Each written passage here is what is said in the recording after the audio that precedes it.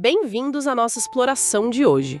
Vamos mergulhar num tema bem delicado, né? A cura das feridas emocionais da infância.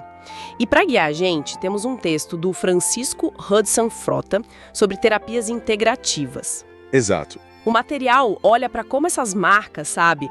Essas coisas do passado continuam afetando a gente na vida adulta.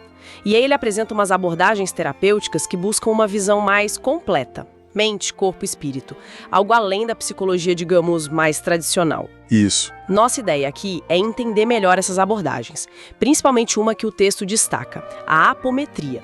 Ver o que ela propõe, né? Perfeito. E começando pela definição que o texto traz, as terapias integrativas são vistas como práticas que complementam, sabe? O foco é o bem-estar geral, tentando ir na raiz do problema, do desequilíbrio. E isso inclui olhar para aspectos que a fonte chama de energéticos, ancestrais, até espirituais. O texto até menciona a ABM, a OMS nesse contexto. Certo. Então vamos aprofundar nisso. O texto dá bastante espaço para a apometria, que foi desenvolvida aqui no Brasil, né? Pelo Dr. José Lacerda de Azevedo. Exatamente. A ideia central que o texto apresenta envolve projeção da consciência e o que eles chamam de desdobramento dos corpos sutis. Isso. Que seria tipo a capacidade da consciência operar fora do corpo físico, né? Em outros níveis, digamos assim, não físicos. Para poder, nessa visão, lidar com influências consideradas negativas, sejam elas energéticas ou espirituais. Entendi. E o ponto que chama a atenção, realmente, é como a fonte liga isso com as feridas lá da infância. Por exemplo, medo de abandono, rejeição. O texto sugere que pode ter uma ligação com o que ele chama de processos obsessivos. Processos obsessivos. E aí a apometria buscaria atuar como? Identificando e, desligando essas conexões energéticas que não são boas, fazendo uma limpeza no campo energético da pessoa. Entendi, uma limpeza energética. Isso. Já para feridas de humilhação, injustiça, que geram muita raiva, ressentimento, a abordagem descrita tentaria buscar uma origem vibratória.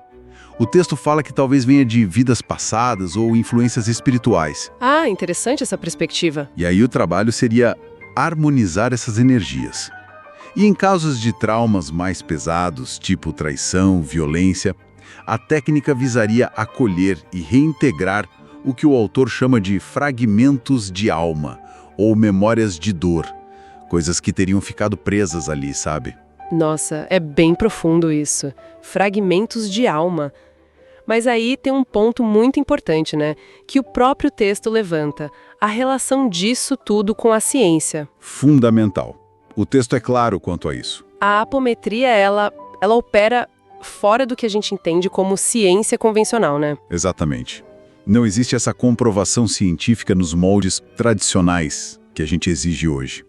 A base dela é descrita como espiritual, energética. E aí surge essa tensão que o texto mostra.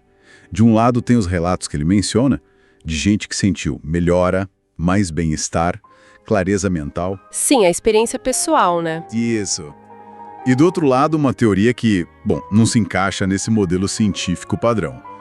A prova, nesse contexto, parece ser mais subjetiva, da experiência de cada um. Entendi. E além da apometria, o texto também cita outras abordagens integrativas, né? Mas mais de passagem. Sim, ele menciona outras. A constelação familiar sistêmica, por exemplo, que olha mais para os padrões que a gente herda da família, né? Aquelas lealdades invisíveis. Ah, sim, constelação é bem conhecida também. Menciona o Reiki, que trabalha com o equilíbrio energético pelas mãos, acupuntura, medicina tradicional chinesa, buscando equilibrar o Qi, a energia vital. O Qi, né? Isso, o Qi. E terapia floral também, usando essências de flores para buscar harmonia emocional. É um leque amplo, então. Bastante. Mas tem um recado muito importante que a fonte reforça, né? Várias vezes, aliás. Qual? Que essas terapias são apresentadas como complementares. Ah, sim. Essencial. O texto deixa isso muito claro. Não é para substituir o acompanhamento médico, psicológico tradicional. De jeito nenhum. Principalmente em casos mais sérios. Quadros de saúde mental mais complexos, traumas grandes. Não dá para brincar. O texto alerta para isso. Exato. A perspectiva que o documento sugere, na verdade, é que talvez uma combinação de métodos possa ser interessante. Tipo, usar terapias psicológicas que têm validação científica, como TCC, EMDR, e junto, talvez, alguma prática integrativa escolhida com critério. Uma abordagem mais completa, talvez. Poderia oferecer um caminho de cura mais amplo, né? Tocando as feridas em vários níveis, mental, emocional, físico e, nessa visão do texto, também energético e espiritual. Mas, claro, essa escolha tem que ser bem pensada e, idealmente, acompanhada por profissionais qualificados. O autor recomenda isso. Faz todo sentido. Então, resumindo nossa conversa, o que a gente viu aqui, com base nesse material, que essas terapias integrativas, como descritas na fonte, elas propõem uma visão mais expandida da cura, incluindo essas dimensões energéticas e espirituais. Isso. A apometria é um exemplo bem detalhado disso que o texto traz, embora as bases dela estejam fora do conhecimento científico estabelecido, como a gente viu. Exatamente. E o texto acaba deixando a gente com uma reflexão sobre essa interação toda, né? Mente, corpo, espírito. É complexo. Sim. E pensando nessa visão holística que a fonte apresenta, que aspectos talvez menos óbvios, menos tangíveis da nossa própria jornada poderiam, quem sabe, ser explorados com mais atenção? Uma boa pergunta para se pensar. Fica a reflexão. Mas sempre, claro, com muito discernimento e buscando orientação profissional qualificada. É um ponto que o próprio material que a gente analisou faz questão de sublinhar.